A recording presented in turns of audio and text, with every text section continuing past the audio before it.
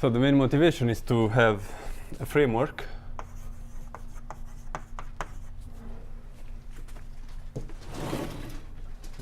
so n will be the dimension of the hypersurfaces, so n plus 1 is the ambient dimension. My motivation is to have a framework where you can include embedded objects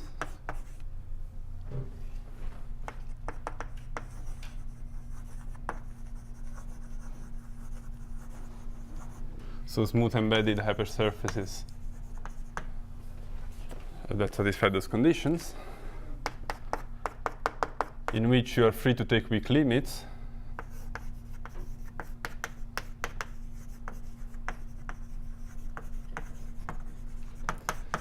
so typically we'll need, as usual, some bound that allows you to take weak limits, like mass bound and mean curvature bounds. And of course, compactness theory and regularity theory always come intertwined, because you want to take limit, but you also want to say that the limit is a reasonable object. So you want to say that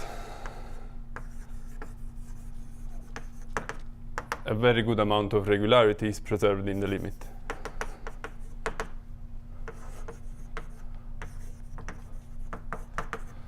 Yeah, so no regularity theory is particularly useful if it doesn't have some sort of compactness theory associated to it, because you could just take smooth objects and the limits could be anything. And also compactness theory can't be too rough, because you could just include all the integral variables and you know nothing about the limit in terms of regularity. So the main purpose of this type of works is to find the balance between the two and come up with the right set of assumptions. So an easy example, so I'll just take G to be a constant. In this case we are talking about CMC hypersurfaces. So you can consider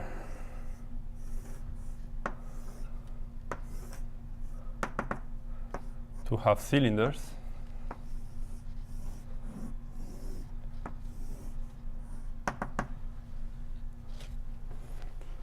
and you can take a sequence of these so that they come closer and closer.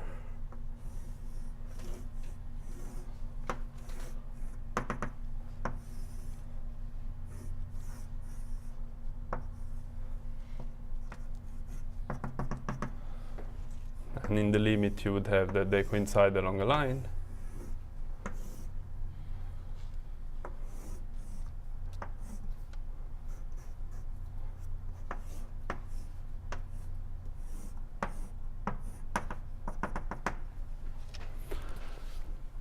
So these are CMC hypersurfaces. They are stable because we are talking about graphs, so they're stable even in a stronger sense than the one I will be interested in. And they are smooth before you pass to the limit, smoothly embedded. When you get to the limit, of course, this is not an embedded object. There is a line where the object is not embedded, but it's not really irregular.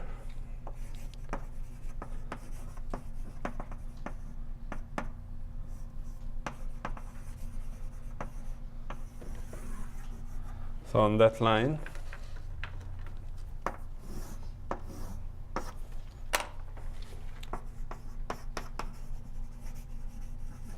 the object is not embedded, but it's smoothly immersed.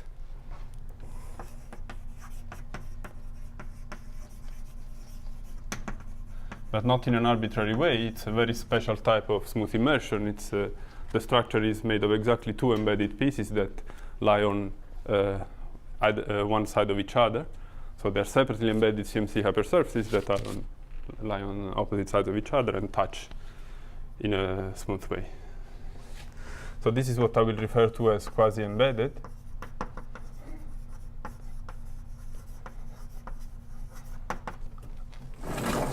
Or generalized regular.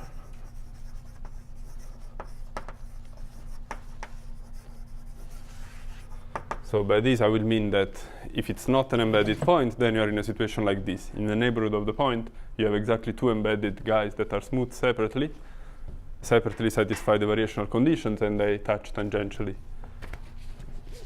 and lie on one side of each other.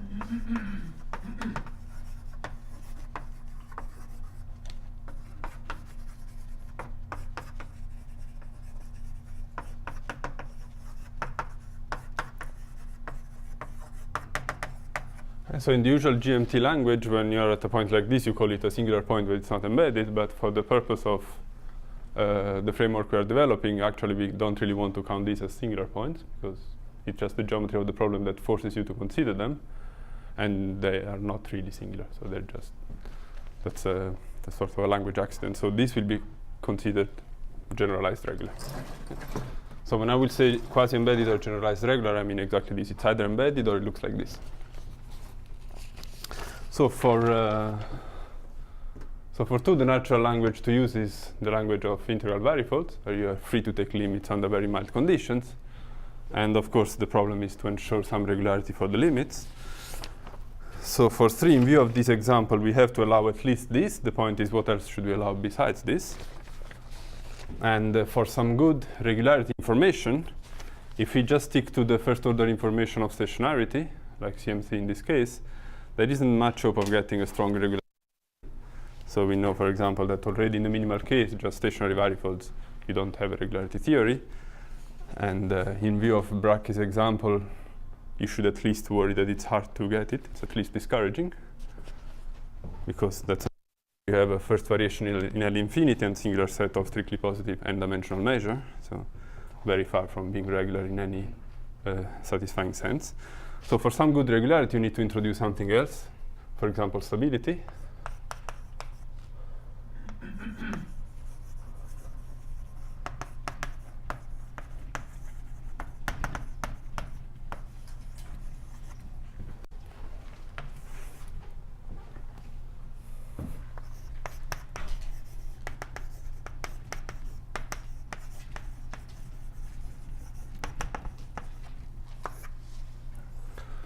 So stability, or more generally finite index, will suffice.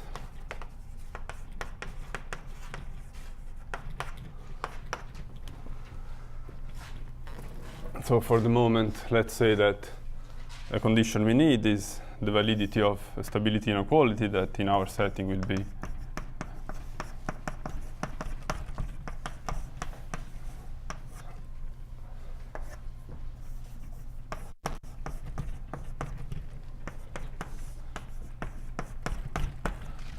the validity of this inequality for all compactly supported test functions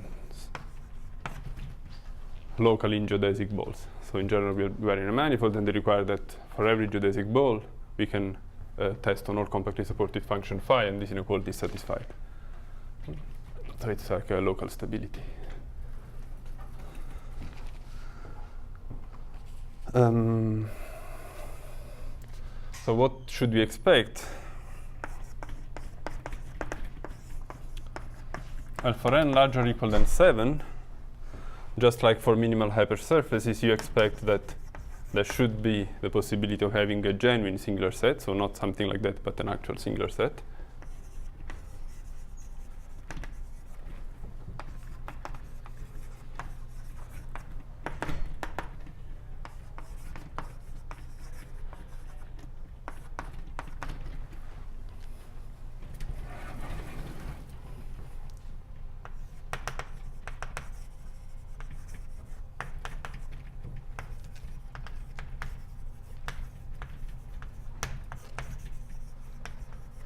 In fact, you can consider Symons cone in R8, and a master work of Irving from last year, master thesis, shows that you can indeed have a CMC hypersurface that has one isolated singular point, and at this point the tangent cone is the Symons cone. So it's non-zero mean curvature with a singular point, and it's stable.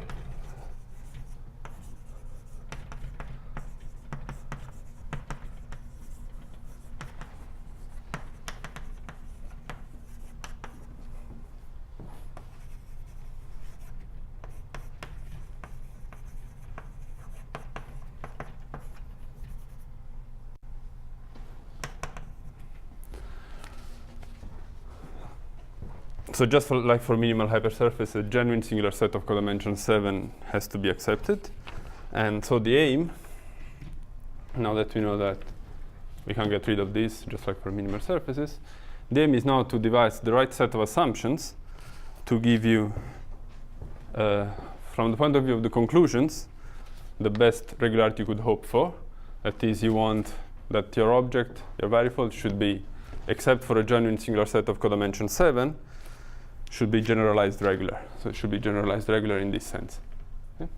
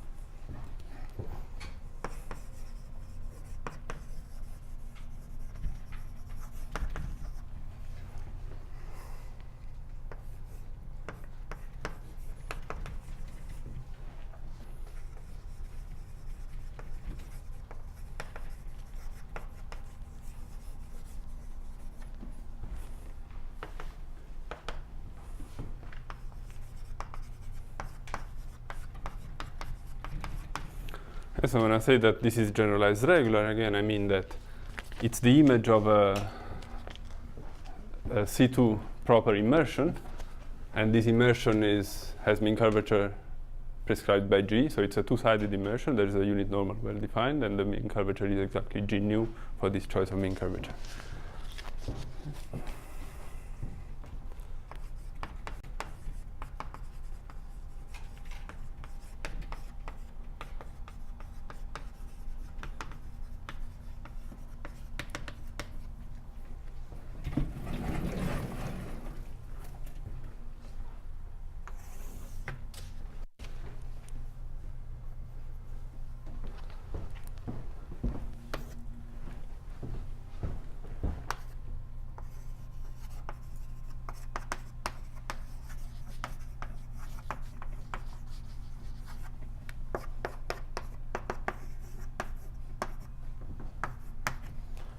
So there is a well-defined normal on the immersion. The mean curvature is given by G nu. So it's just a classical immersion with mean curvature prescribed by G, except for this small singular set.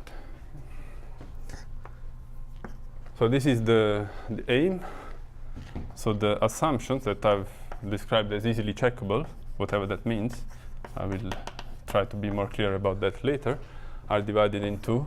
So there are some structural assumptions on the varifold and some variational assumptions.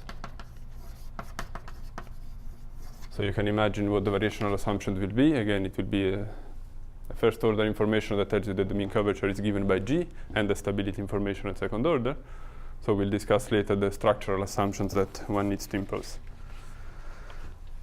Okay, so this is the content of the works I'm describing, that are two joint papers with Neshan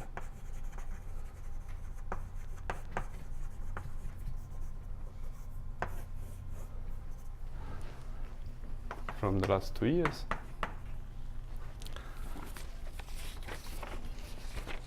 And as I said, the idea is to develop a very general framework. So the fact that you want assumptions that are easily checkable is to make the theory more flexible and adaptable to different contexts. So one of the contexts is, of course, what I mentioned before, develop some compactness result. So a corollary of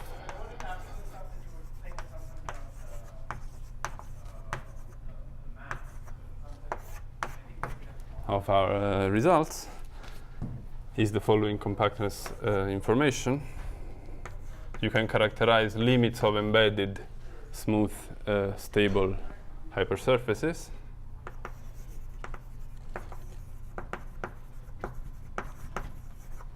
So you are in a Riemannian manifold of dimension n+1, and you can see the prescribing functions Gj converging to G in C1 alpha. So this is a collection of prescribing functions G in the ambient manifold. Now you take a sequence of smooth embedded two-sided hypersurfaces.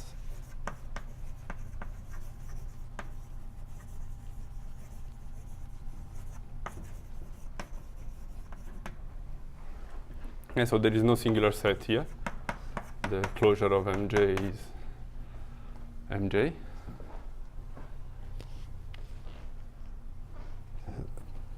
And we have that the mean curvature of Mj is given by Gj nu j, where nu j is a choice of normal for Mj.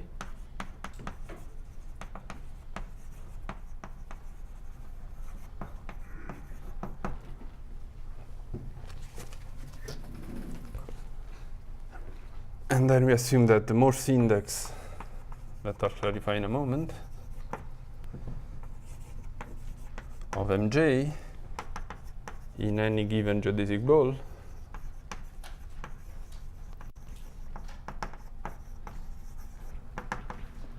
is bounded independently of j. So it's a locally uniformly bounded Morse index for the sequence.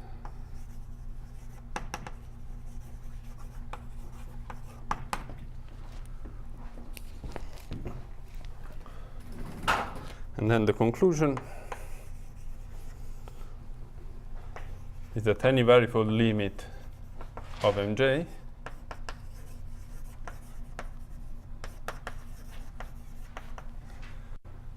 let's call it V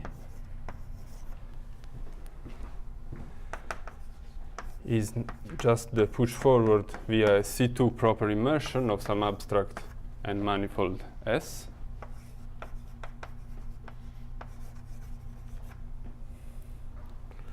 And iota is a C2 proper immersion that is an almost embedded or quasi-embedded hypersurface. The mean curvature of iota is given by G nu. So this immersion is also, it admits a normal.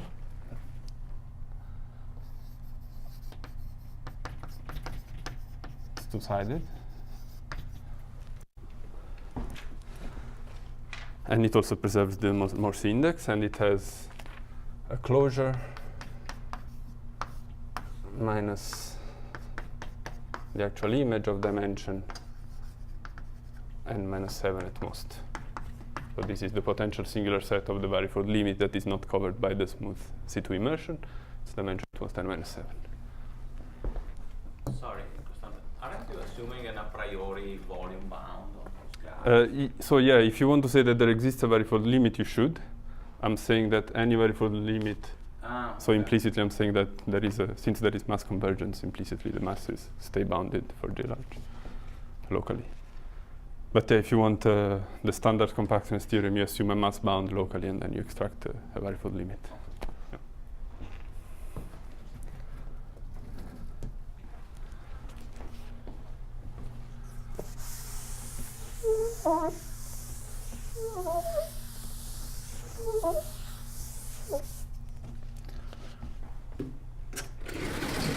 So what I mean by Morse index, let's clarify that.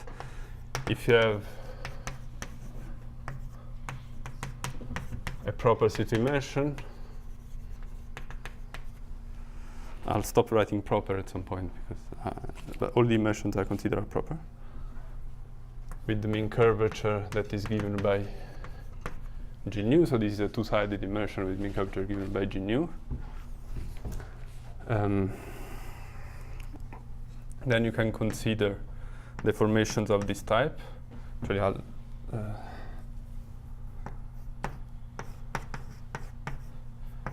writing this in some exponential charts. Yeah, so phi here is a compactly supported function. BR is the geodesic ball where we are using exponential chart. So you can consider any compactly supported test function and perturb in the normal direction the immersion I, iota. So you do this for t between minus epsilon and epsilon. So now you can compute first and second variation of this functional.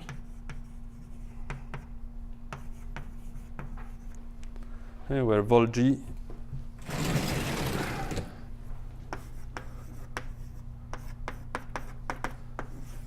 is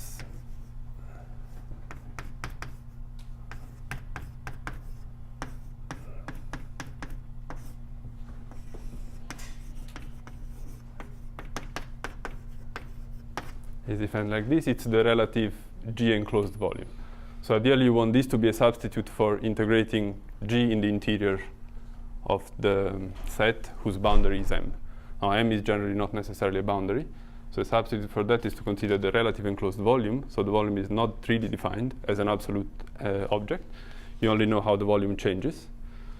So here you're taking the pullback by the deformation of the volume form weighted with G. Okay? So this is the volume form induced by the Riemannian metric on the geodesic ball. You give weight G and you take the pullback. So you have a notion of relative enclosed volume, and so you can consider that functional along the deformation.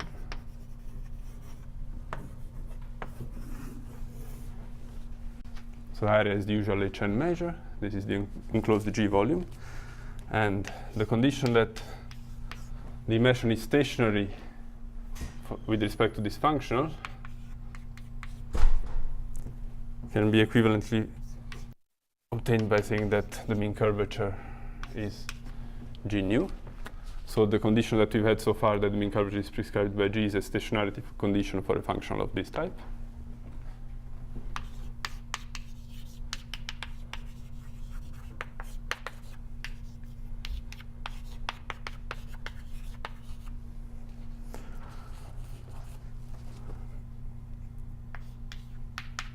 And you can compute that the second variation evaluated on phi amounts to the quadratic form that I wrote before.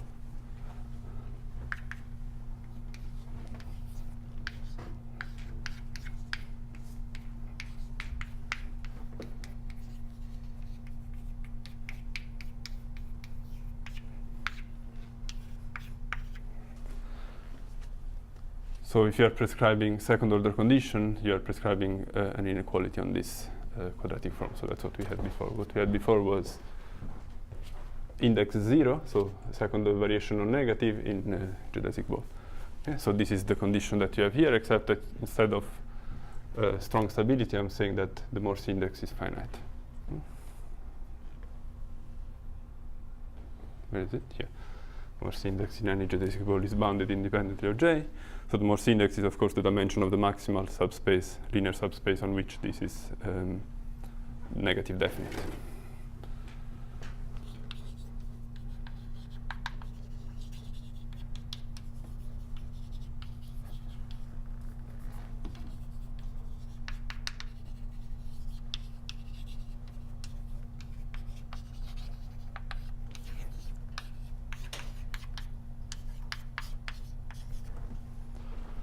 And so this is the variational setup for an immersion.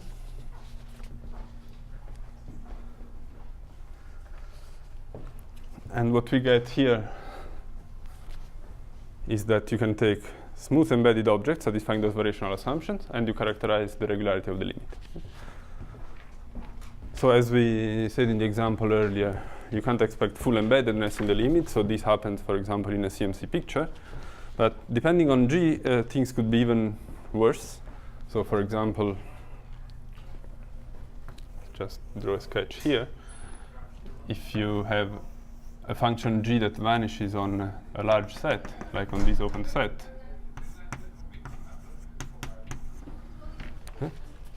so G0 inside the ball and G is positive outside the ball, for example, then you can consider this embedded hypersurface and make these two come together in the limit. So in the limit you could have this picture.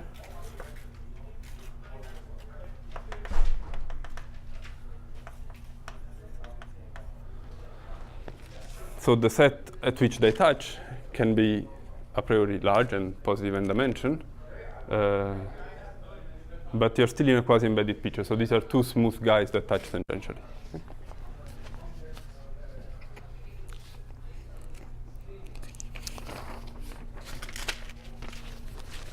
So this is one of the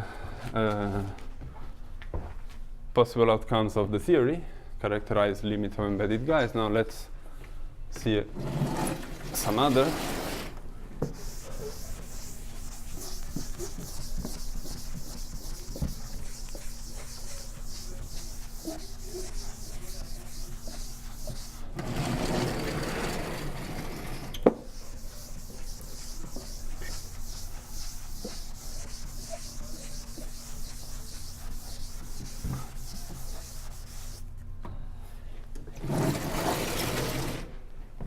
It's not the first time you see this picture of CMC hypersurfaces coming together.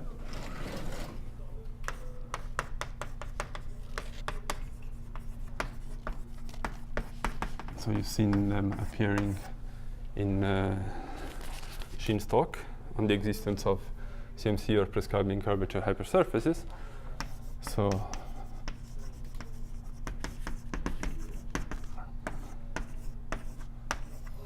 Almgren and Pitts devised a min-max, I guess we're all familiar about, and proved the result that there exists a closed minimal hypersurface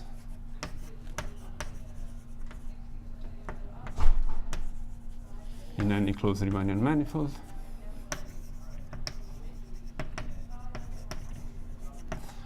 And it's smoothed away from a codimension 7 singular set, outside of which it's smoothly embedded. Okay, so the key ingredient to draw the conclusion that your candidate varifold is smooth away from a codimension 7 singular set is the regularity theory provided by Shen-Simon-Yau and Shen-Simons works.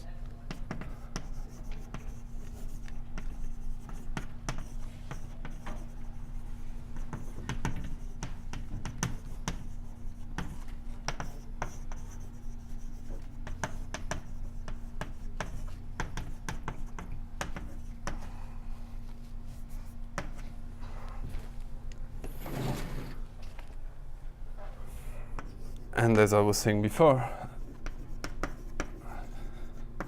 in the CMC or prescribed mean curvature case, with some assumption on the prescribing function that I'm not going into, and for n up to 7, Shin and Jonathan proved that you can prescribe the constant for which the CMC hypersurface exists. So you produce a CMC hypersurface for any given constant that is closed and inside an arbitrary Riemannian manifold.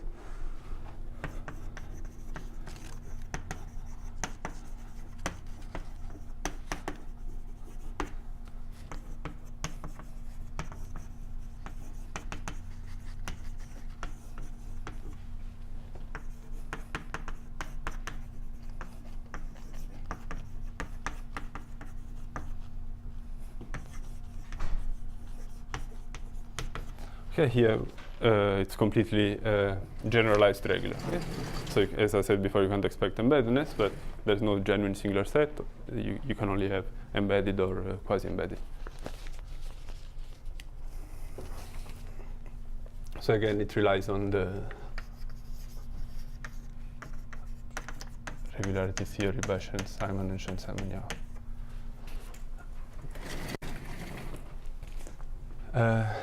And I guess you also heard last term probably Marco Guarraco talk about a proof of the result up there by Almgren Pitts with a new method.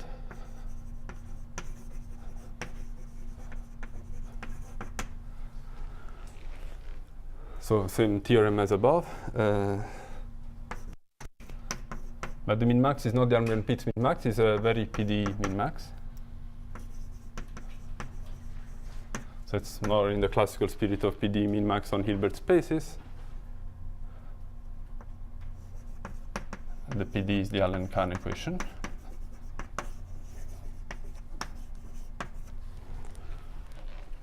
So the way you get the candidate varifold here is not as a limit of integral variables, as a limit of diffused varifolds.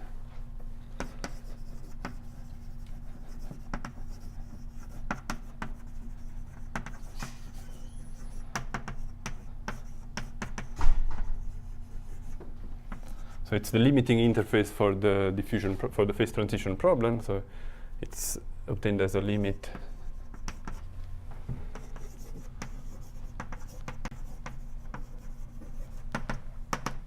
of general varifolds, not integral ones. So I'm saying diffused because you can think of them as coming from the level sets of the solution to the PDE and giving suitable weights to this level set. So it's diffuse varifold. In the limit, you do get an integral varifold. This is a result by Tonegawa. You get a stable integral varifold. And in this case, the regularity theory that you use to say that your candidate variable is actually a smooth hypersurface.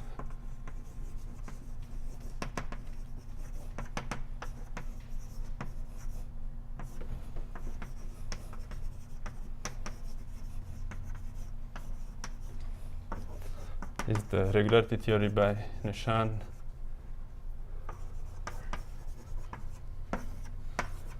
and Tornigrava Vikramasekara.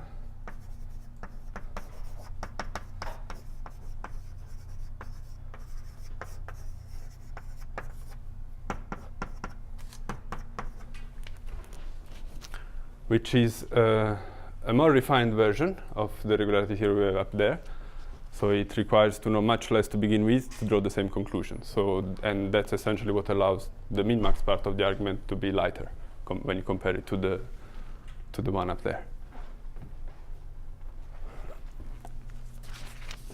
And so a byproduct of our result is that what we are providing is the analog of this regularity compactness theory in the context of either CMC or prescribed mean curvature framework.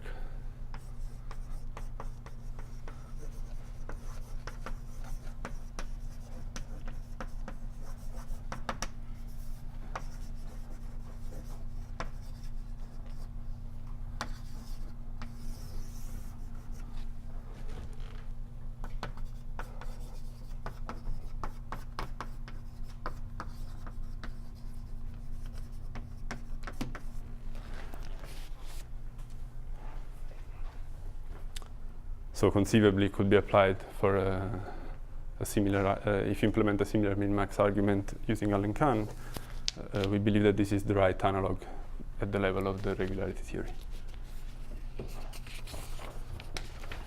So this is a second direction, and let's describe a third one.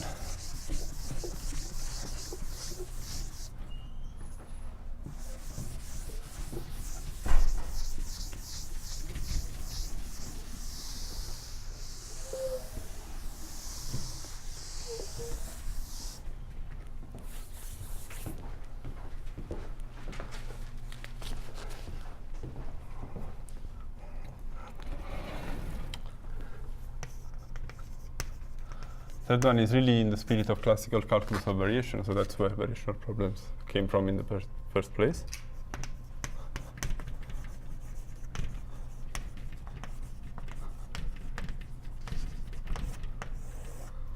Also, this is not new because you heard it from Francesco's talk. So I want to consider a liquid in stable equilibrium in a potential field.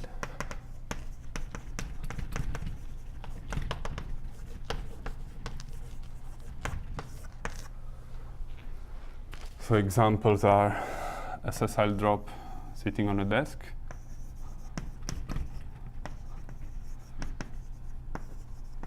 so you have a water drop on a desk. It will take a shape of this type. Or you can consider a syringe with a pendant drop. There could be any liquid. I'm writing water.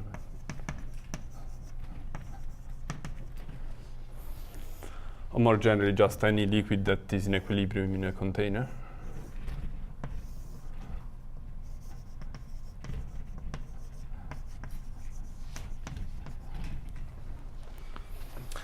And the question is, what decides what shape the liquid-vapor interface will take?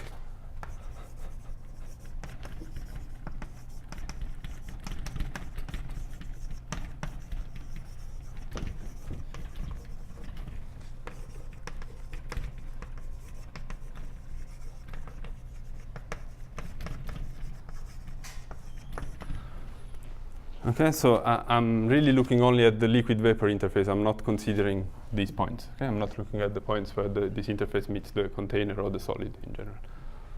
So it's an interior problem, and as we learned in Francesco's talk, the free energy associated to the problem, so this is an idea of Gauss.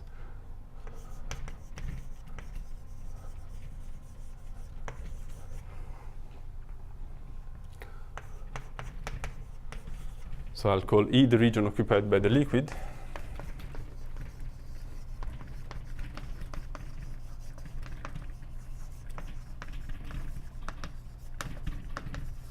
And as I said, omega is an open set disjoint from the solid.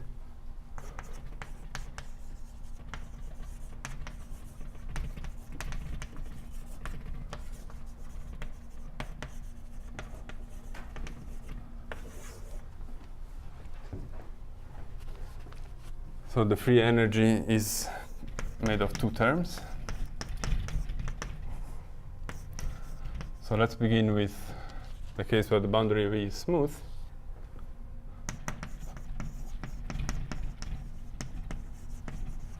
Then you have the perimeter of E inside omega. And the second term is the action of the potential.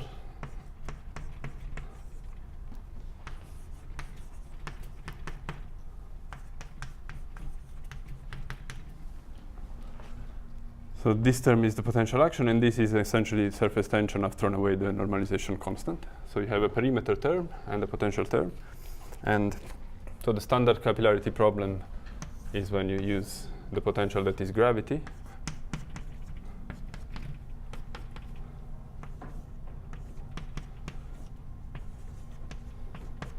So it's a linear function of one variable. This is the constant density of the liquid. This is the gravitational constant. But in general, you could prescribe any decent potential. And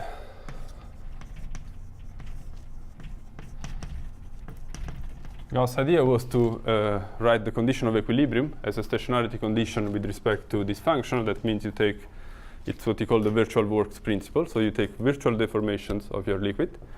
So it's just like when we make deformations. And you prescribe that the value of the energy does not decrease to first order. Okay? So this gives you an Euler-Lagrange equation.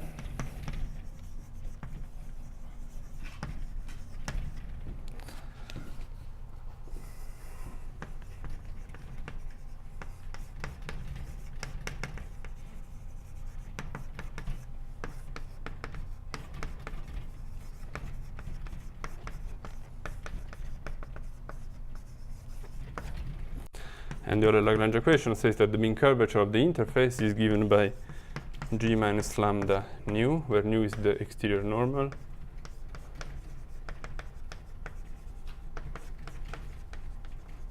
to E, and lambda is some constant in R. That comes from the fact that I haven't said it before. We are looking at incompressible liquids with uniform density. So the incompressibility of the liquid amounts to a volume constraint.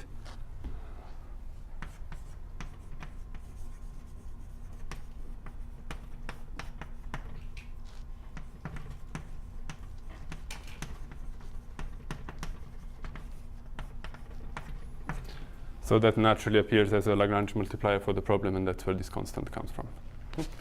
So the picture you get is that the interface between the vapor and the liquid is exactly in the framework we are discussing. There exists an ambient function, G minus lambda, that dictates the mean curvature of this interface.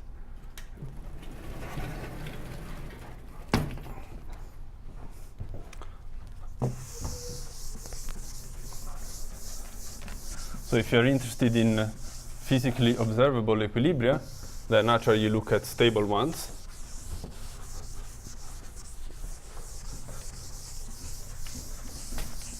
So for stable equilibria, the condition mathematically is that the second variation of the energy for volume preserving deformation is non-negative.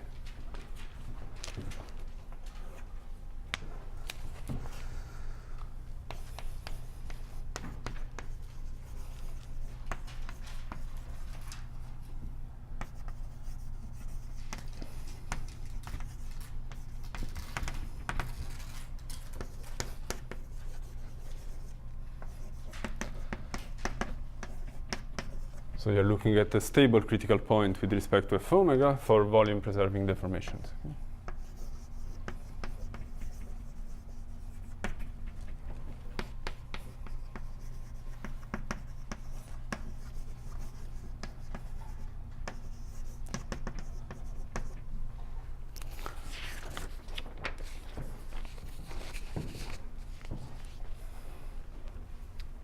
So this is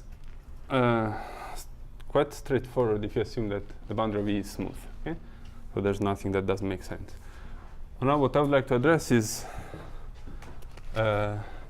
one aspect of this, that is the following.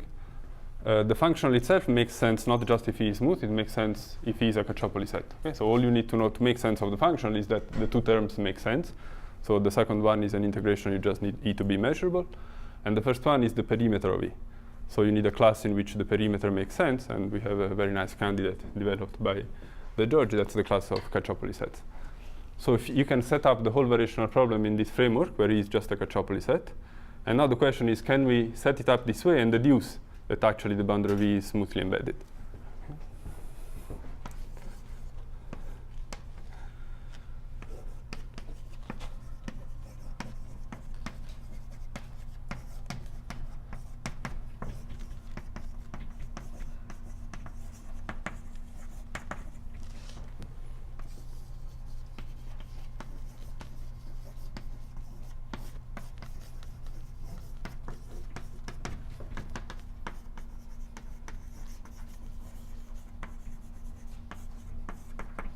So smoothly embedded interfaces is what you observe experimentally. So somehow that's what you would expect to find from a mathematical formulation of the problem. So I'm going in a slightly different direction than where Francesco was going with this talk. You were more interested in assumed regularity to begin with for the boundary and studied the quantitative aspect of how the isoperimetric deficit controls all the other quantities. So I'm interested now for this purpose in this foundational step. Okay, so we assume that we don't know regularity and we want to deduce regularity. You didn't have stability on the other hand, and it's stability to make sense of things. So two things to point out in this question are: one, we need to say what boundary is. So the correct notion of boundary, of course, is not the topological boundary, but it's the reduced boundary.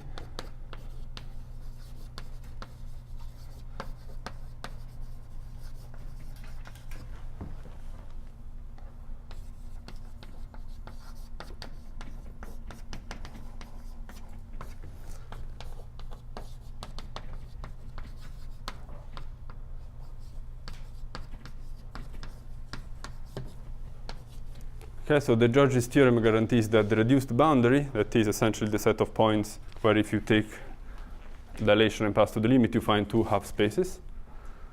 This is n-rectifiable. So it has some structure, it has the right dimension, it has some structure, but it could be very irregular to begin with. And the hope, of course, is that if you impose variational assumptions, then you can prove that it's regular. Okay? So the other aspect is that when you impose variational assumptions, implicitly you are saying that you're using the virtual works principle, or equivalent that you are taking deformations and you're imposing stationarity stability for these deformations. So implicitly when you state variational assumptions, you are also saying which deformations are allowed. Okay? So one type of deformation that you do want to allow, and is very natural,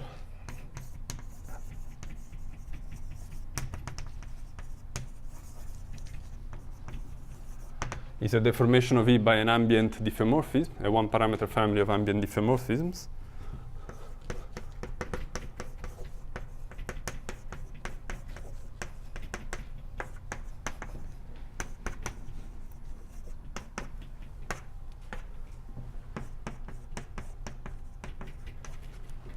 So for every T you have an ambient diffeomorphism. The dependency is C1 on T and on the spatial variables. And psi T has to deform only E inside omega. So psi T is the identity outside omega. And at time 0 it's the identity everywhere. And then you want a volume preserving constraint, so that means that psi T of E intersected omega should be equal to E intersected omega. So your competitor set is now psi T of E.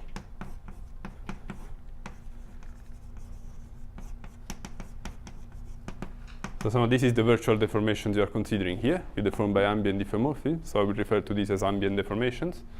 you can ensure that there are diffeomorphisms that satisfy this.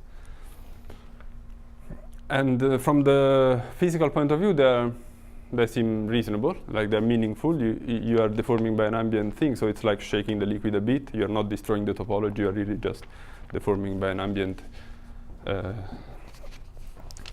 diffeomorphism.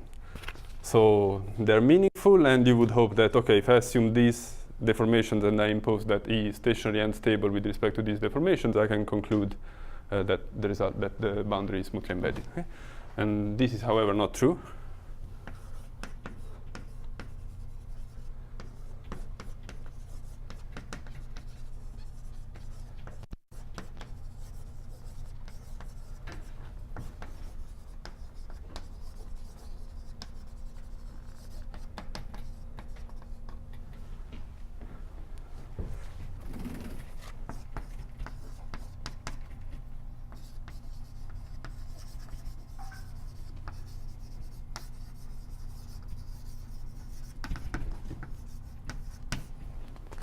Let's see why this is not true. And you can construct easy examples already when the potential is 0. So in the absence of gravity, where you have a CMC framework. Well, that I'm looking at a local problem. Okay, I'm not interested in a global problem. This is a local thing, so it's enough to construct local pictures for the examples. So you can consider either of these two. I'm drawing the slice. You should think of the cylinder in R3 over the slice.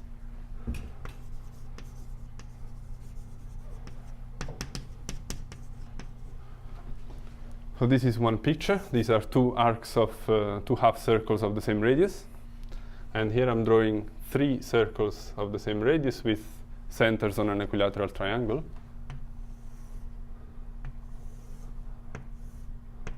Something like this. Okay, so these are all arcs of circle of radius r.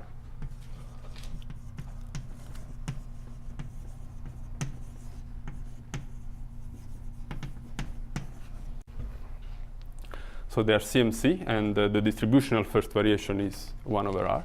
So you can easily check that the stationarity condition for this type of deformation amounts exactly to constancy of the generalized mean curvature, which is 1 over r here.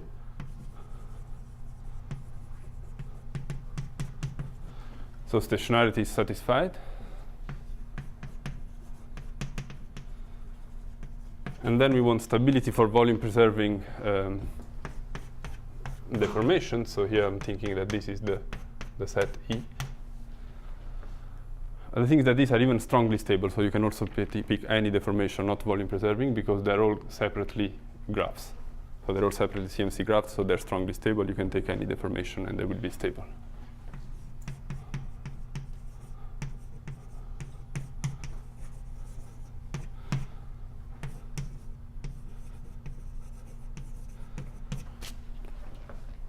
So this tells you that you can't hope for this result. You can't have smooth embedded under only those assumptions. Okay? Now, what do we do with this picture? The thing is that no one would ever tell you that these are equilibria for a liquid. You don't observe this. So how do you rule them out mathematically? What's the catch? The thing is that, well, those deformations are not enough. But you can come up with some deformations that show that stationarity fails for these.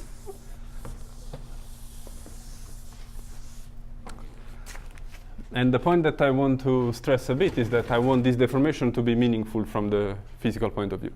So of course you could take arbitrary volume preserving deformations. Also you can have 2 balls and you can make the volume disappear from one and appear in the other one. So this is volume preserved mathematically, but you don't expect a liquid to do that. So somehow you want a deformation that makes sense for the liquid. So what you can construct here are deformations of this type.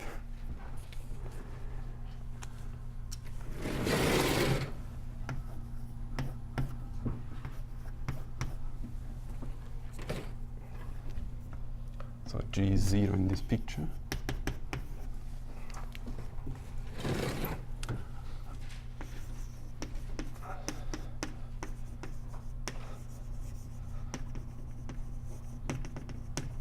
So for A, you can construct this type of deformation. You start from the picture that we have, and then you consider this line of touching as a very tiny, tiny neck between the two parts of liquid, and you thicken it. Okay? So you allow the liquid to do this.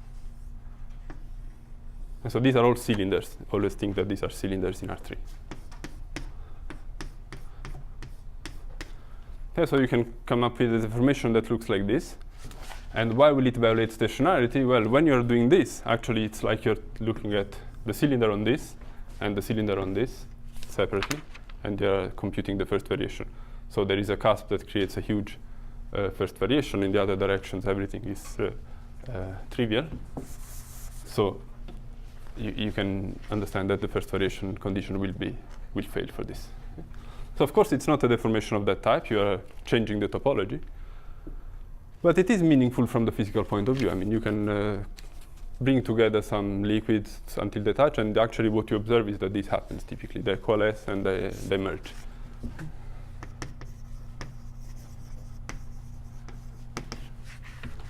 So this deformation that I can call coalescence rules out picture A by first variation. And similarly for B, you can do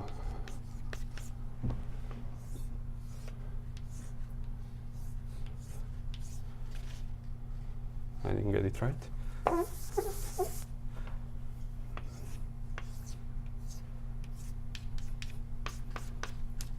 You can start from this, and for example, you can do something like this.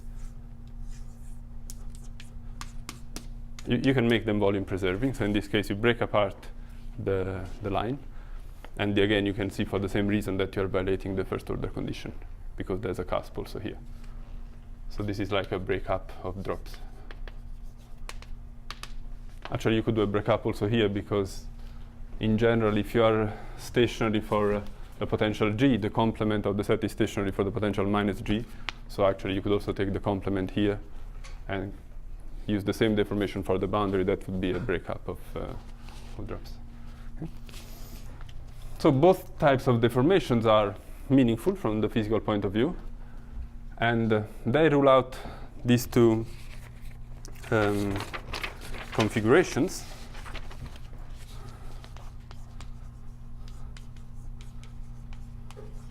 So these are local configurations for the boundary.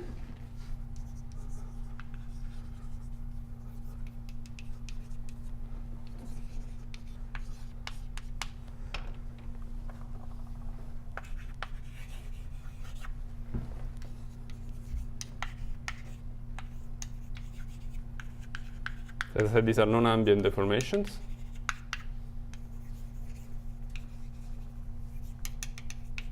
But they're nice in the sense that they do reflect a natural behavior of the liquid.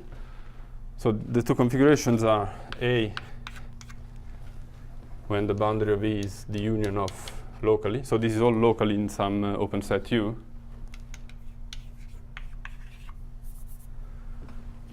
Is the union of two C2 embedded disks.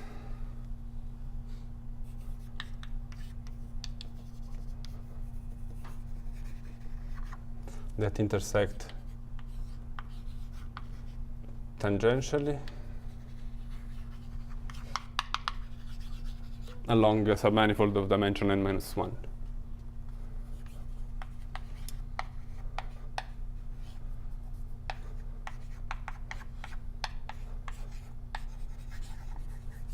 Okay, so it's a generalization of that picture with two cylinders. You have two smooth hypersurfaces touching on a codimension 1 submanifold, and they're separately embedded. So you can imagine that if I repeat a similar deformation for any picture like this, I will rule this out by first variation. So that's one that is ruled out. And the second one is what is usually called the classical singularity.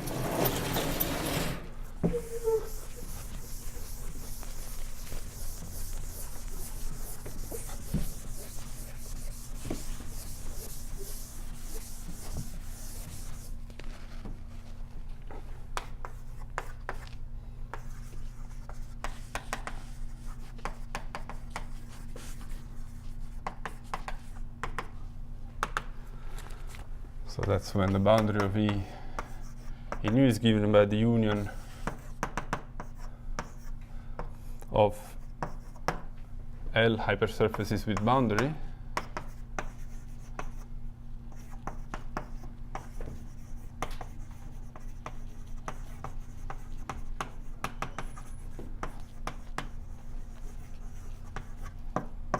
that have a common boundary T.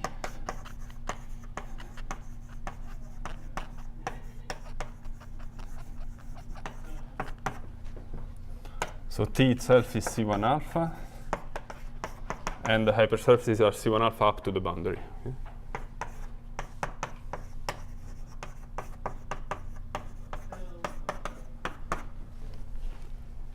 And at least two of them should meet transversally.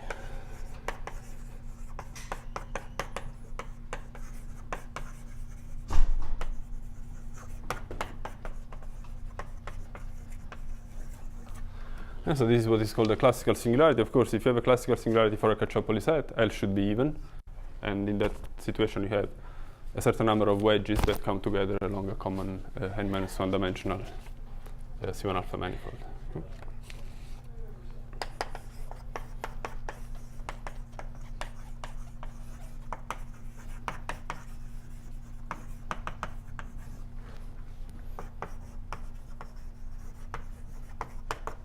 Yeah, so in the picture there we had three wedges that meet at T. In general, is a classical singularity, and again, by using one of the two types of deformation I described, you can rule out by first variation the existence of these local structures. So coming back to the point I made in the beginning of having easily checkable assumptions for the regularity theory, this is related to it in the sense that what I was trying to say before is that I want deformations to be meaningful from a physical point of view. So they should reflect the behavior of the liquid. At the same time, all you observe in liquid are smoothly embedded guys. So what does it mean if you start from a Cacciopoli set to implement deformations that are meaningful, if all you see are smooth guys? So the point here is that the two structures that I'm describing are actually regular. They're not smoothly embedded, but they are essentially regular. They are C1 alpha or C2. So you know exactly what they look like, and so it does make sense to think of what it would mean for the liquid to behave somehow in that situation. So if you had an arbitrary irregular set, except for these type of deformations, I wouldn't know what it would mean to be meaningful physically. Okay? So this is what I think is a nice aspect of the theory, and so one corollary that we get from the more general theorems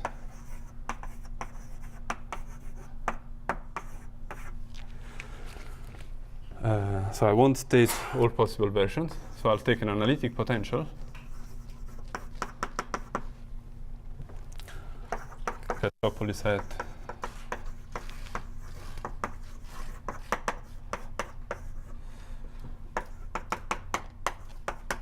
E,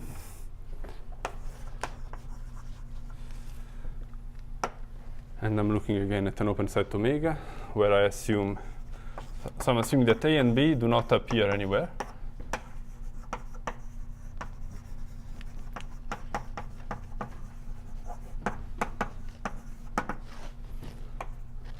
Then I want that the first variation of the Gauss energy is 0 for all volume preserving ambient deformations, so deformations of that type.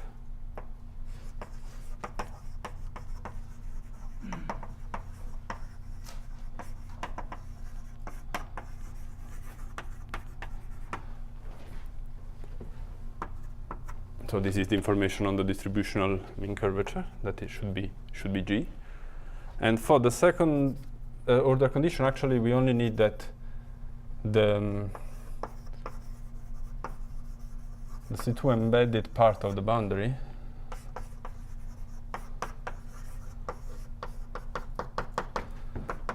is stable for volume preserving deformations.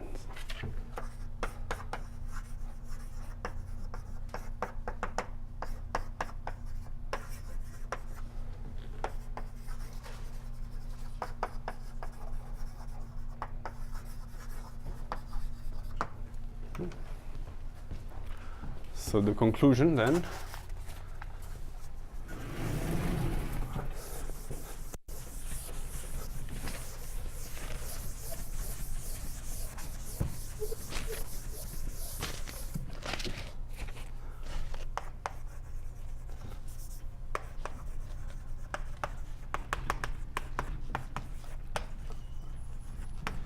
there is two sets sigma and k. Sigma is dimension at most n minus 7, and k is dimension at most n minus 2. They are disjoint.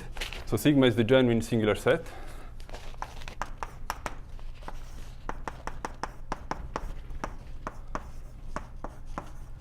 So away from these two sets, everything is smoothly C2 embedded.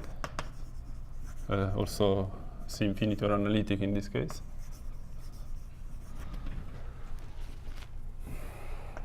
Sigma is the genuine singular set.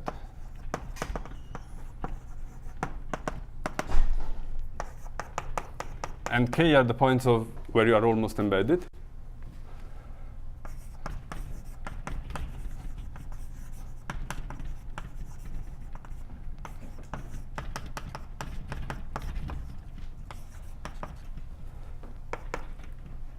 So inside this neighborhood, the boundary is the union of two C2 embedded disks whose intersection is as usual tangential, and the intersection is contained in K, so it's codimension 2.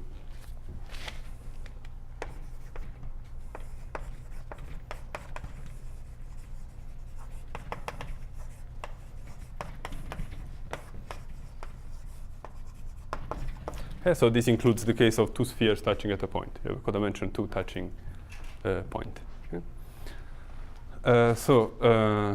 Regarding this last point, so the two half spheres touching at a point satisfy the assumptions. So as I've set it up, I have to accept it. But recall that I've assumed stability in a weaker sense than I had said before. I've only assumed that the embedded part is stable. Okay? So of course you could assume that you have stability for a larger set of deformations again. So you could try to mimic this deformation here also for two spheres touching. Now instead of a cylinder, you have two spheres touching, so the neck is a circle, and you enlarge it. Okay, so in fact, I have a master student who's working on this. Assume stability in this sense, allowing more deformations like this, and using stability rule out the existence of K. So it's a good point to make a break.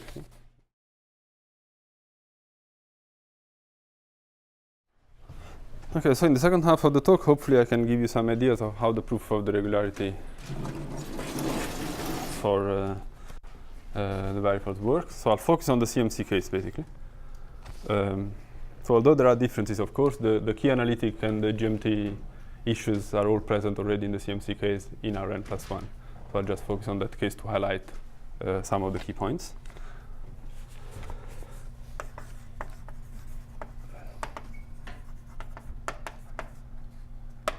So now I will give some explanation for the words in the theorems that are right after.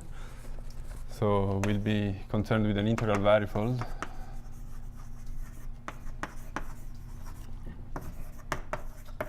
This means you have m n-rectifiable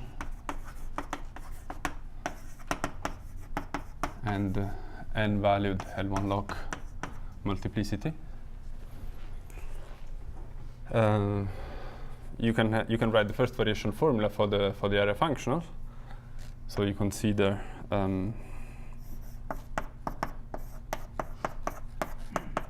push forward of V by a one-parameter family of ambient diffeomorphisms. Say that the initial velocity is a compactly supported C1 vector field.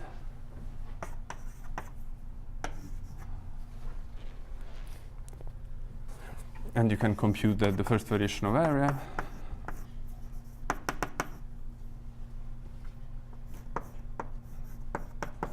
so by this I denote the area of the varifold including the multiplicity. So it's the natural area for the varifold.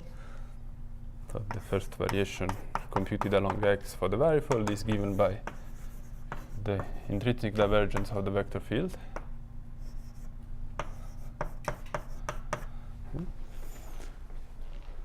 So V is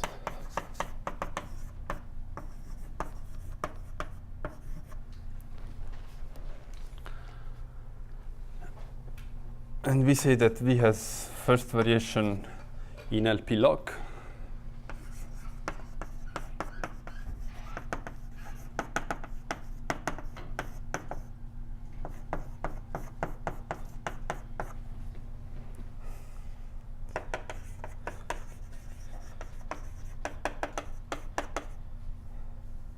If there exists a vector valued function that is LP log of this measure V, such that the first variation that we've written in this way before is also equal to minus h dot x. Okay. So this would be the usual characterization of the mean curvature for a smooth submanifold, and we say that the weak mean curvature or generalized mean curvature of the varifold is h if h makes the integration by parts formula work. Okay, so this is like an integration by parts formula. So the first variation of the varifold could be an object that is a measure or worse. If it's an LP function of this measure, then we say that the first variation is LP log. Okay?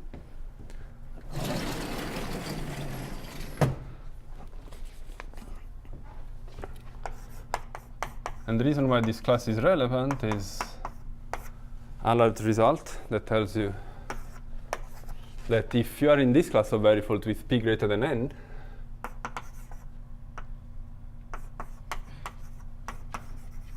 so p is greater than the dimension of the varifold,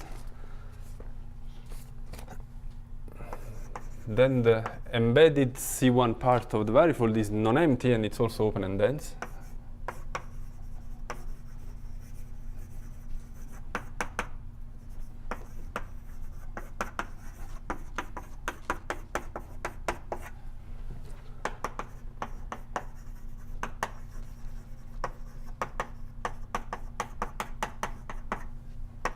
Yeah, so it's potentially very small in measure, but it's an open dense set, so you have something to start with.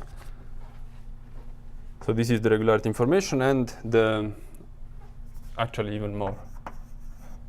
Like when V is actually C1 alpha with alpha equals 1 minus n over p. And then you have some compactness information. So if you have mass bounds and mean curvature bounds in LP, then you can take limits within this class.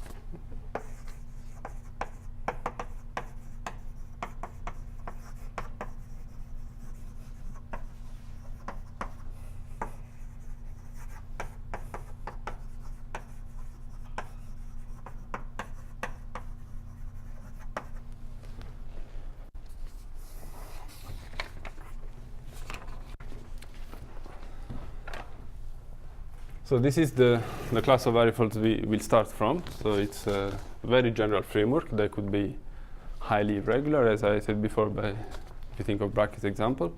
But you have some information. Okay, there is some C1 alpha set, and there is some compactness to begin with.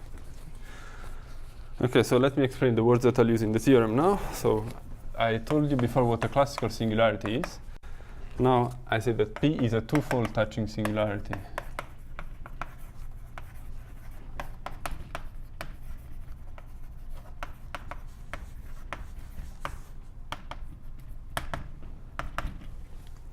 Of V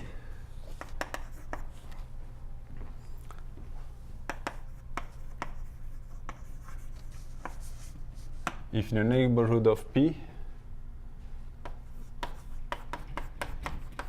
support of V is the union of two C1 alpha embedded disks.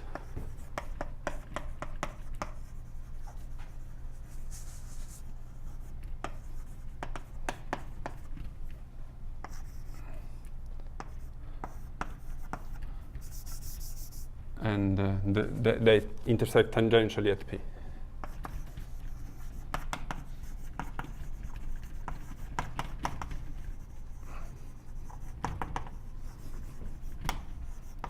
Okay, and they shouldn't coincide identically. Okay?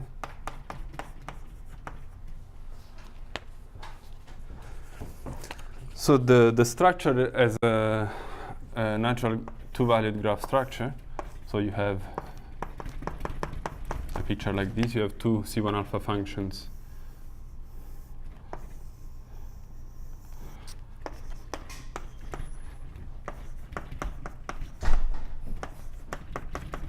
that don't coincide completely.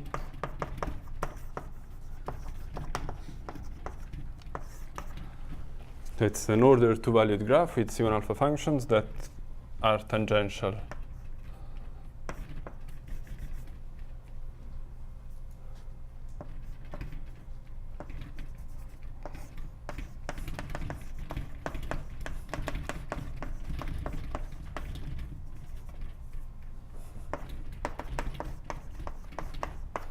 At the point. Okay, so I've put P at the origin here.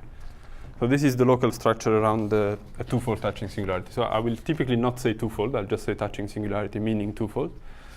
You could consider L-fold touching singularities for any L when you have L graphs touching at a point tangentially. No assumption will be made on these, but actually they're ruled out within the proof. Okay, so for that reason, when I say touching singularity, I actually mean the only one that can happen that is twofold. If I mean higher, I'll specify. And let's recall what we call enclosed volume. So rather than the enclosed volume that I wrote in the beginning that was a relative enclosed volume, we can write an absolute notion of enclosed volume that you can do also locally on a Riemannian manifold. You can find the local representative of the volume.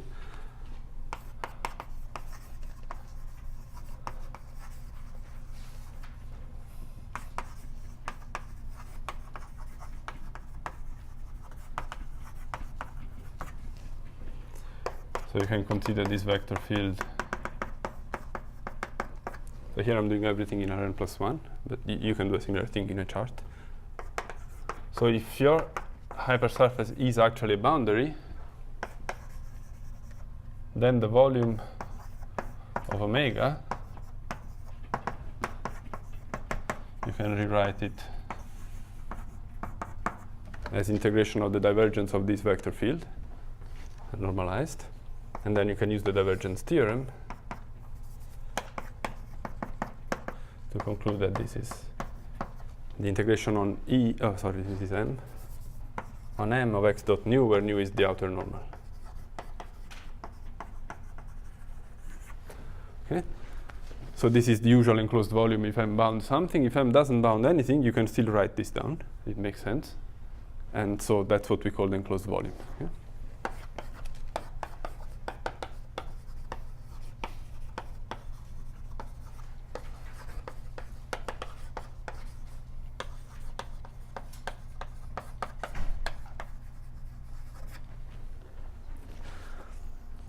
So geometrically what it means is that if you have that M is a small embedded hypersurface, you can consider the cone on M and take the volume of the cone. This is essentially what it says.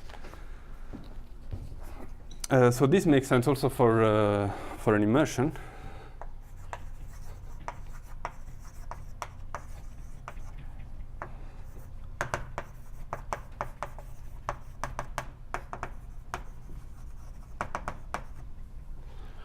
Yes, it's enough that you pick a C1 immersion for this.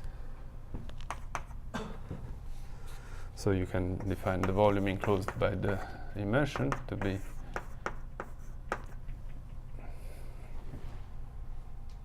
this. And this is an oriented immersion, two-sided immersion, and this is the orientation.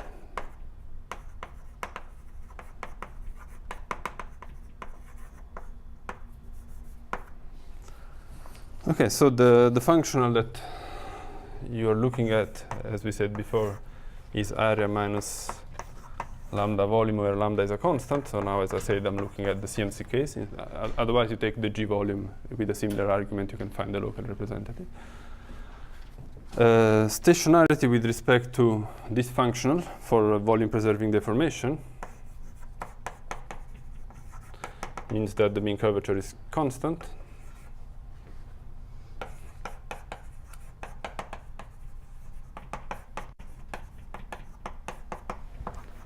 So you can take either stationarity for this functional for arbitrary deformations,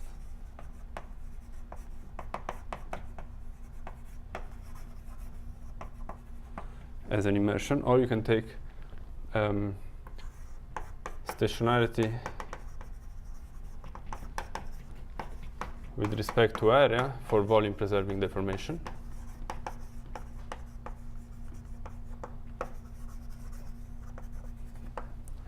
So these two are equivalent, and they both amount to the fact that the mean curvature is lambda nu. So it's a CNC condition. In the second case, for some lambda. And the stability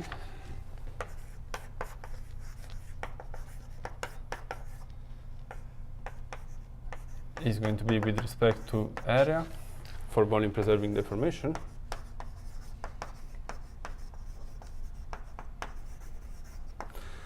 Okay, so assuming that you have a stationary immersion, so by now it's already C2, because by stationarity you immediately get C2 by standard elliptic theory. So this gives you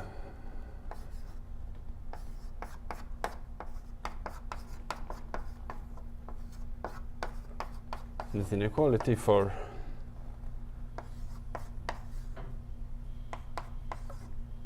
okay, let's write it.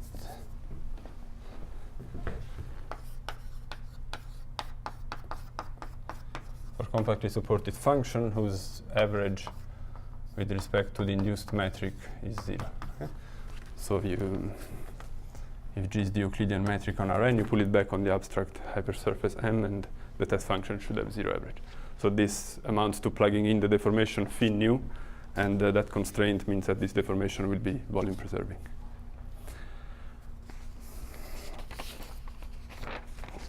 Okay, so where do I write the theorem? Let's see. Maybe I write it here. There's enough space.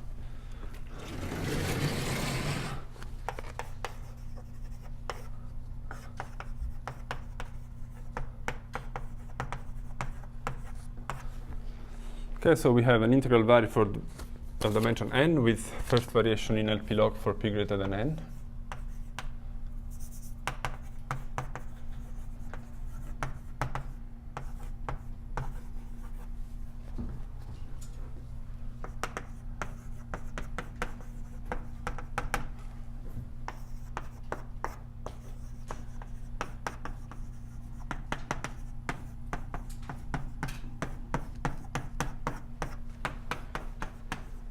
So we are in the class in which Allard theorem applies. There are no classical singularities.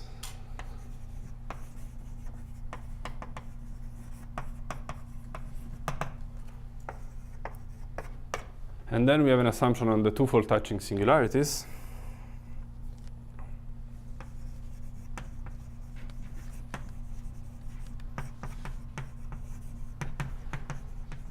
So around any touching singularity, you know that there is a two-valued graph structure, as we said before. So the assumption is that the set where the two graphs coincide has Hn measure 0. Okay? In a neighborhood of each singularity, you have this.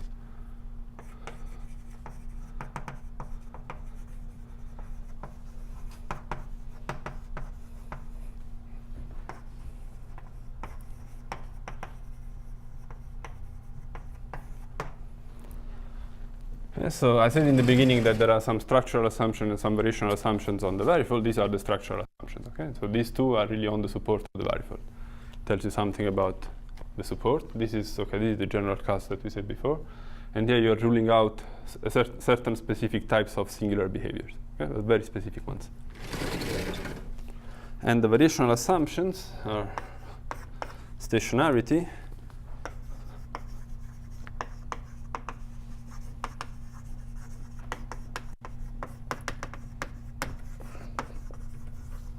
So we know that reg1v, the C1 embedded part, is non-empty by Allard's theorem. So the assumption is that any orientable part of reg1v is stationary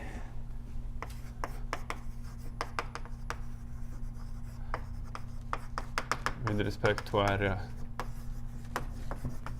for volume preserving deformations.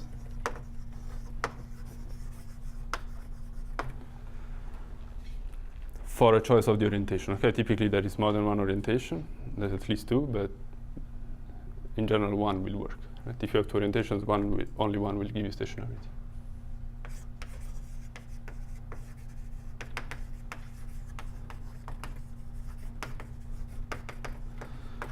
So if you observe the definition of volume, this is assigned volume. It comes with a sign. If you change the sign of the orientation, if you change the sign of nu, the volume changes sign. Okay? So in general, there is one orientation that makes reg 1 stationary. Okay, and this condition is equivalent to saying that the embedded part is CMC for some constant. And then the stability condition says that for every open set in which the support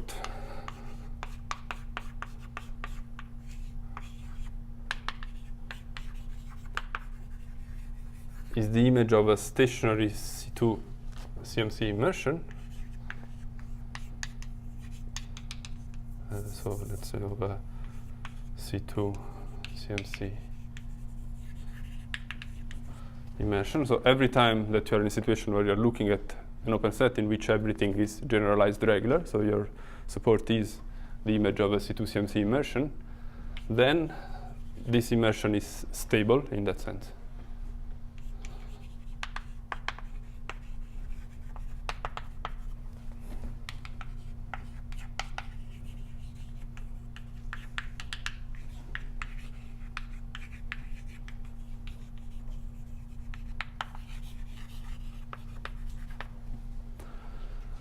Okay, so the two variational assumptions are set only where they make sense in a classical setting. Okay? There's no variational assumption on the potentially huge singular set. The embedded part is stationary by assumption. And then every time you have a C2 CMC immersion that describes the support, you prescribe that this is actually stable. Okay, okay, so conclusion is what we hoped for in the beginning.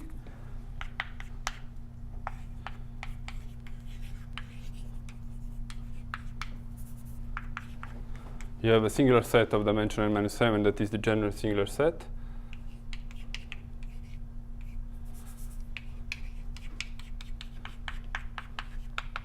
Away from which you are generalized regular, so quasi-embedded.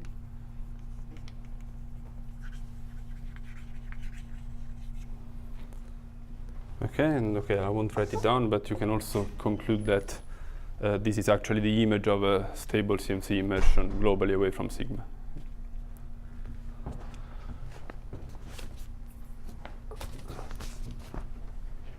So the key reason why the hypotheses of the theorem are, as I said in the beginning, hopefully easily checkable is that just like we saw in the Caccioppoli set setting before, when you are saying something about the singular set, you are saying something about very specific types of singularity. Okay? So just like in the previous, you know it's singular, but you know exactly what it looks like. So when you are in that situation, it's typically easier to check things rather than assuming something on an arbitrary wild singular set. So if you notice, there is only one assumption that patches things together. Okay? So this assumption is made only on an embedded C1 alpha part that could be completely scattered. It's a dense open set to begin with, but could be scattered. This is made wherever you know that you are already C2 immersed. And this requires only to observe specific types of singularity. So in principle, this leaves out a huge singular set on which you're saying nothing. But you are saying something. It's not much, but you're saying something. You're saying that globally the first variation is LP log. And this is the assumption that patches things together in the end.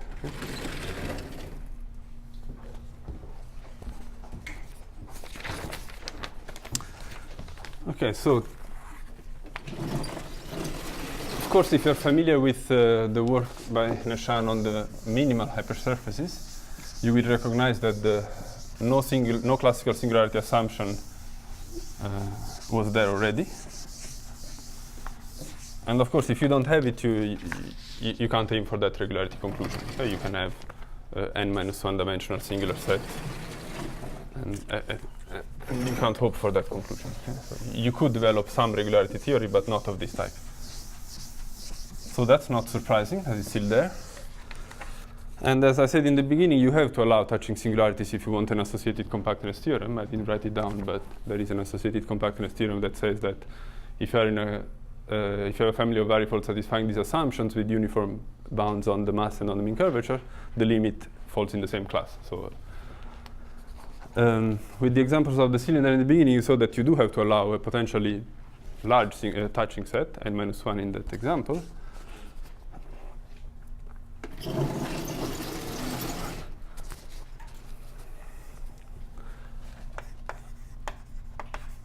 So since this is the new aspect of the CMC proof when you compare it to the minimal one, let me describe how this assumption plays a role, the touching set assumption A3, how it plays a role within the proof. So a building block in the proof of the theorem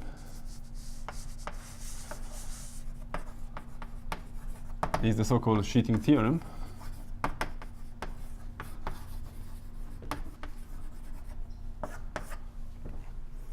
So the sheeting theorem says that if V is as in the theorem,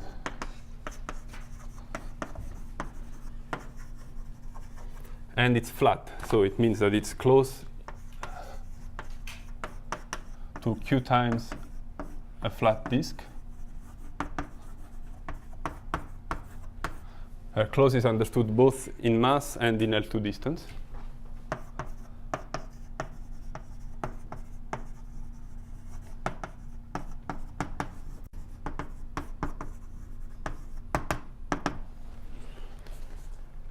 Then actually V is the sum of Q graphs, okay? Q ordered graphs.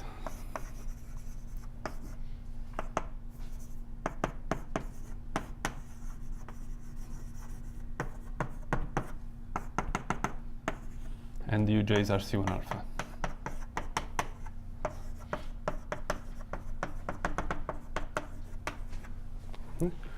So sheeting theorem, in this sense, you have a bunch of sheets that are very close. So not surprising that this plays a role in the proof of the regularity, because the key to regularity in codimension 1 is the stratification theorem by Federer-Almgren, for which you have to select the different strata of the singular set according to their tangents. And the highest stratum is when you have a flat tangent with multiplicity. So in order to do this tangent cone analysis and dimension reduction, you need to understand that when you're flat, actually you're smooth. So this is the conclusion here. You have part of the conclusion. It's not complete, but it's an initial conclusion. You have that if you are close in mass and L2 distance to a flat plane, then you're actually a sum of graphs, ordered graphs. So this is the step that doesn't work in higher codimension, because there you have branch points. So actually that becomes the real nightmare. But in codimension 1, this is of course one of the key things. And the proof of this goes via analysis of an excess decay.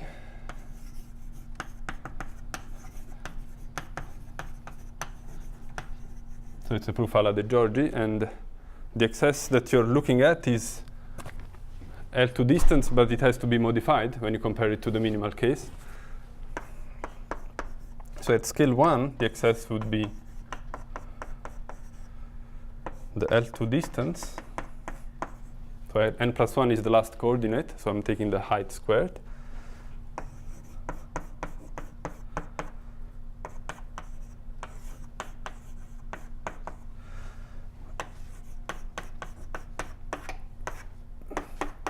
And then you have to add the mean curvature term.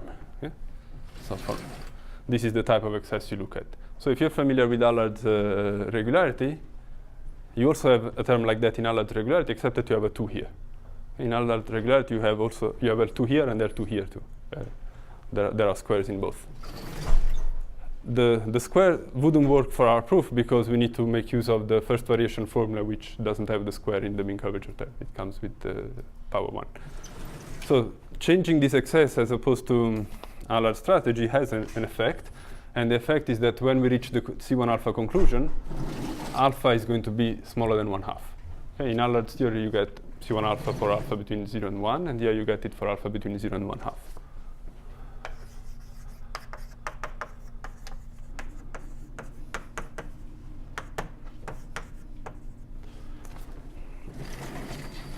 Okay, this doesn't look like much, but actually it's the cause of all the trouble.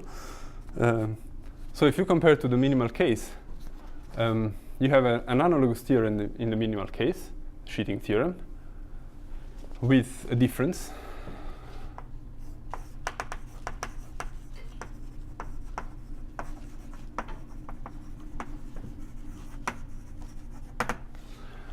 The difference is that in the minimal case, you can use Hopf boundary point lemma.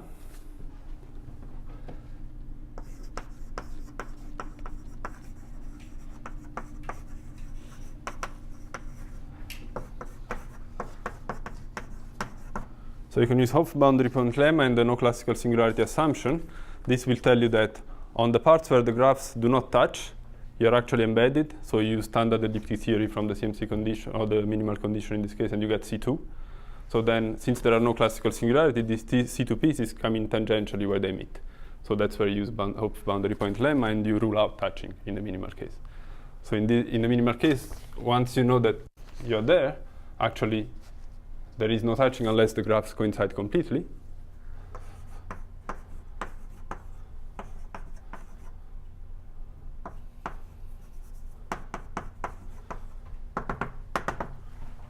So for all couples of graphs, you can run this argument. And that means that individually, these graphs are minimal. So you can use first variation on each of them. So for each of them, you can write the PDE and bootstrap to C2.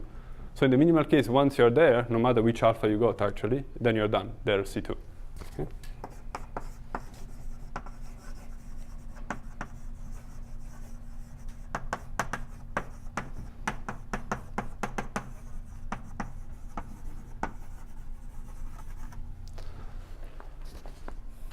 So higher regularity in the minimal case is immediate once you're there.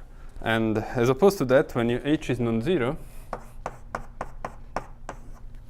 then touching can happen. Of course, you can have two spheres touching. So the maximum principle is only naturally one-sided.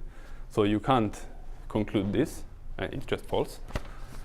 So what you would like to say is that, well, they can touch, but they're still individually C2 and CMC. Okay?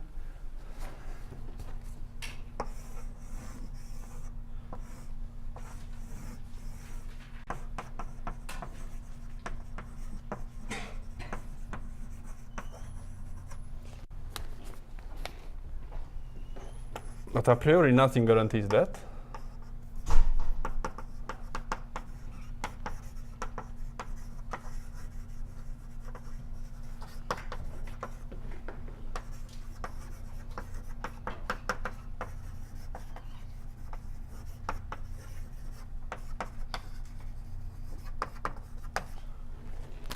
And it's not just a technical issue. It's not just that we can do the proof. The thing is that it's false. So. And that explains why we need an assumption on the touching set.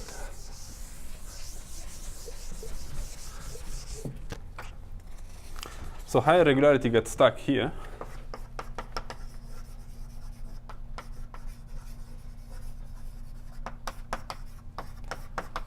Because you can't extend the PDE across the touching set. So recall that the touching set, we don't want to make it too small, because otherwise you can't have compactness. If it was small enough, you could extend both the stationarity and stability across it. Like that's the Shen-Simon framework where you have codimension 2 singular set. So in this case, since there is no size control, we can't extend the PD, so higher regularity gets stuck here. And without any assumption, it does get stuck there, because you can consider U1 that is a graph like this. This is U2. And U1 is a graph like this, okay? So U1 is made of 2/4 of circles, and the sign of the mean curvature changes from here to here. Okay? So this is a C11 function. So this is smooth, but this is just C11. Okay? So you can put them together. You can consider this picture where this has multiplicity 2 and 1 here. So this is a singular point. So this is a touching singularity. And you can check that all the other assumptions in the theorem are fulfilled. So this variable has L infinity first variation. It has no classical singularities because those guys are not transversal there. This fails because the touching set is this whole arc. So the two graphs coincide on a set of positive measure. But then the orientable embedded parts are the three separate arcs without the touching point. And those are both stationary and they're also stable. That's also the C2 immersed part. Okay? Across the singular point, you are not C2 immersed because this is just C11. So all assumptions except A3 are satisfied here. But you are in a situation of sheeting, you have two C1 alpha graphs, but not higher. Okay?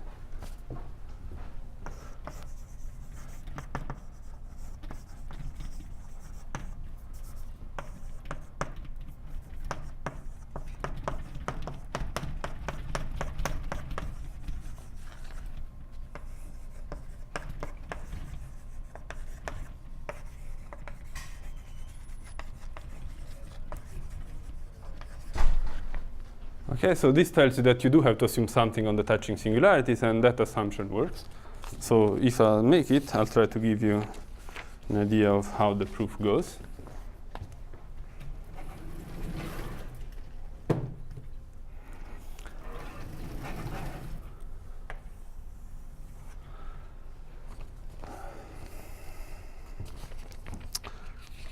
So the key quantities, as I said, to control the size of the touching set, so higher regularity.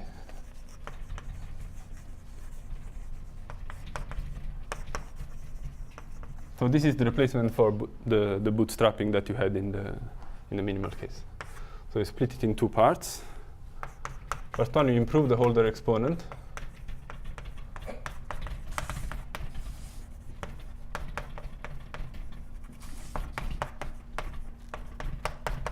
To alpha greater or equal than 1/2.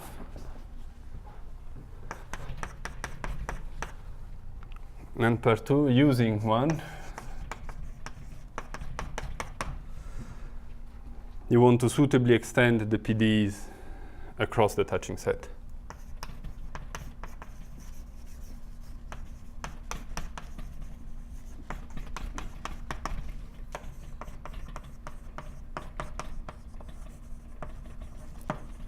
Yeah, so what could go wrong when you want to extend the PD?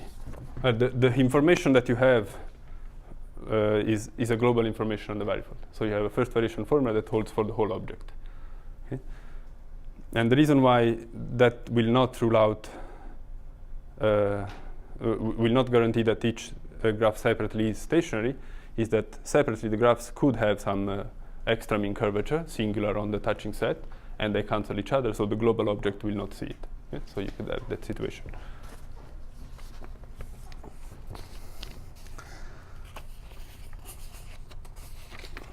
So as I said, this can't be done if unless the touching set is a priori assumed to be small enough. But you don't want to do that to allow compactness. So simplifying assumptions, I will just look at this case.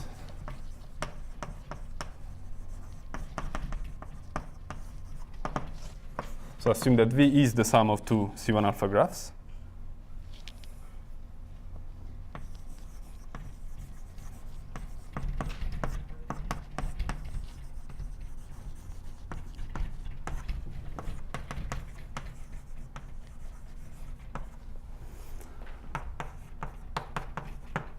With alpha smaller than 1/2, as I said before.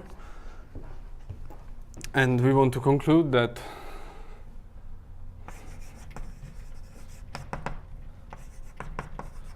Q1 and Q2 are C2 and CMC separately.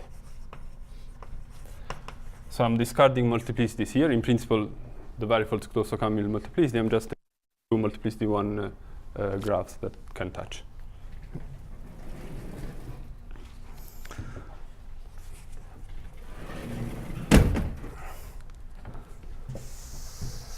So the two parts of the high regularity theorem 1 and 2 above are both proved by PD methods.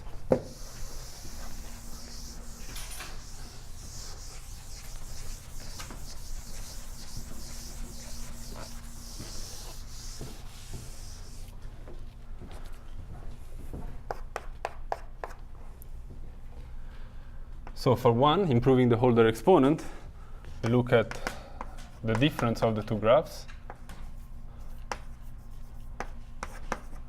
and the average of the two graphs.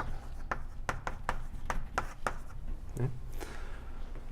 In general, you would consider the weighted average if you had multiplicities, but here I'm taking one on each graph. So V solves a perturbation of this PD.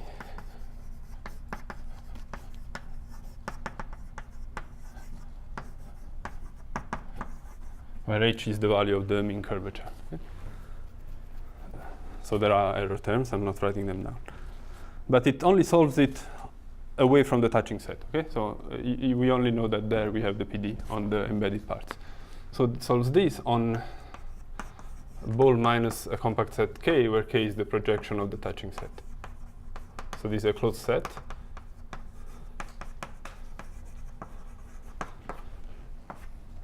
Away from which V satisfies the PD. On the plus side, we know that V and dV are 0 on K. So on K, you don't have any PD, but you know that it's flat in this sense. V is 0 and the gradient is 0.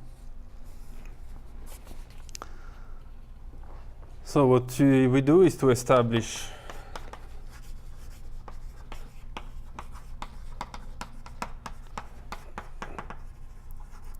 a priori estimates for V on the whole ball B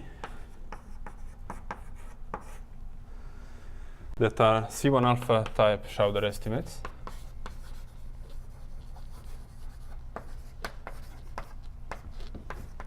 a la Leon-Simon. Okay? So there is a Leon-Simon, it's the Leon-Simon strategy for the Schauder estimates that we implement here. The thing is that, so there is a blowing up procedure involved, and the a priori estimates have to guarantee that you can take the limit for the blow up. You have to do it by keeping track of K, and what you get is that the blow up is harmonic away from a set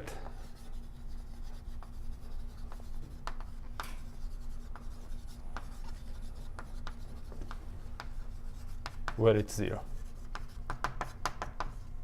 Okay, so the usual blow-up procedure in the Schauder estimates gives you a harmonic blow-up. Here, since you have this problem that you don't have the PD on K, you get harmonic away from some set in which actually the blow-up will be kept to 0. Okay? And so what you show is that once you have this blow-up, actually it's globally harmonic.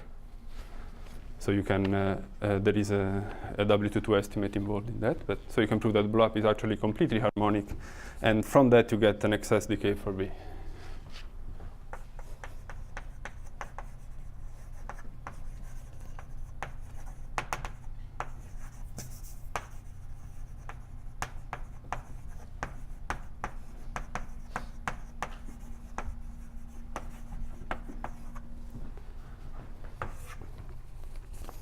So for the average, so this was the difference. So for the average, you know that you do have a PD. So you can just take the first variation formula for the global object. Now you're actually taking the sum of the two, so you can write that as a PD for the average. So you get the PD on the whole ball. You don't have to remove anything. The reason is that the two things coincide on the singular set. So the first variation information globally transforms also into a PD information on that touching set, on K. So once you get a PD for B, again, you get some excess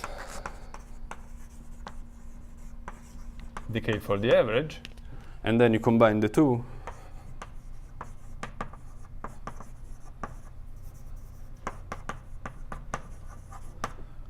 Get excess decay for U1 and U2, and then you get C1 alpha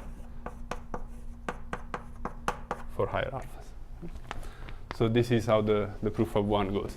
So it's a Leon-Simon blow-up argument with this with attention to the set K. And finally, for 2,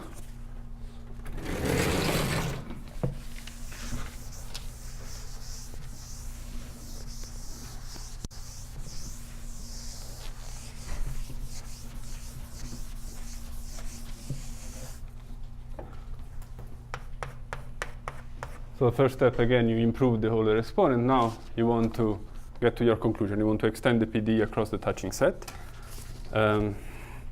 So what you do is you establish some W22 estimate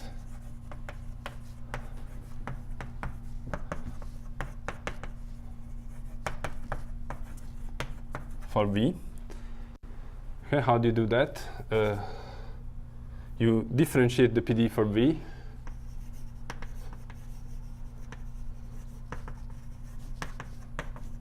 which at the moment is valid away from K. Then you do some manipulation, standard elliptic problems,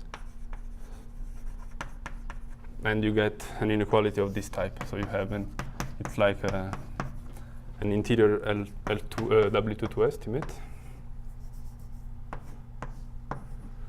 So on the ball of radius 1/2 without K. And on the right hand side, well, I won't write all the terms, I'll write the key term. You get something of this type. Okay? So the PD is only valid away from K, so you can come up with an estimate of this type. So I wanted a W22 estimate, so this is what is appearing here.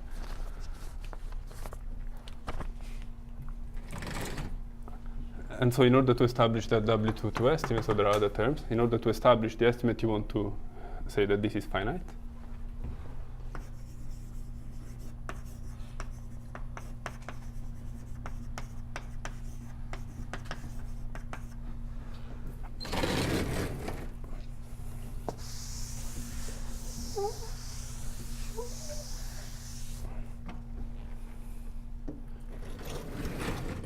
So what you do here, you have the average. So you can differentiate the PD for U1 and U2.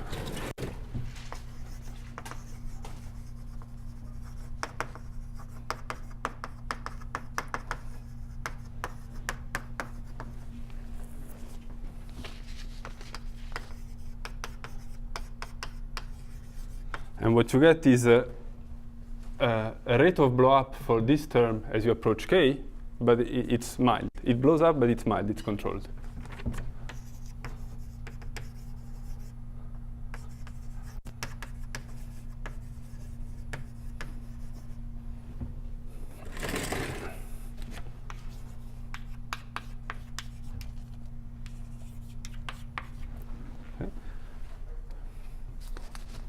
And now you combine that with 1 that gave you a C1 alpha decay of the U1 and U2, and in particular also for V, that will give you some nice term here. So you decay to 0 here at K in a C1 alpha way for alpha greater than 1/2.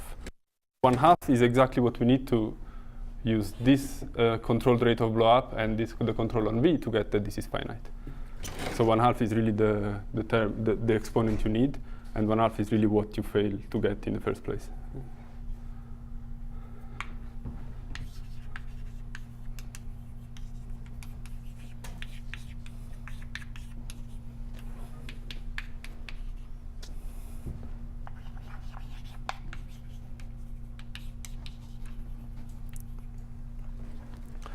Okay, so once you get the finiteness, you've established the W22 estimate.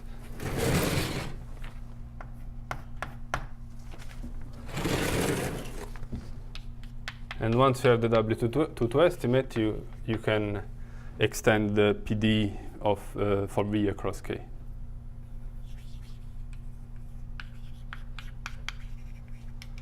So with the W22 control, you can check that there is no singular contribution for the single sheet. So whatever you see as a first variation on the embedded part is the first variation globally for the sheet.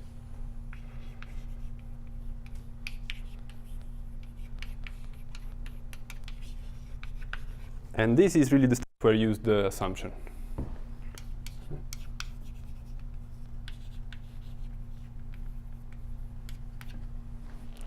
So then once you have the PD for V globally, you have the PD for the average globally, you put them together again, and you get back the PDs for U1 and U2.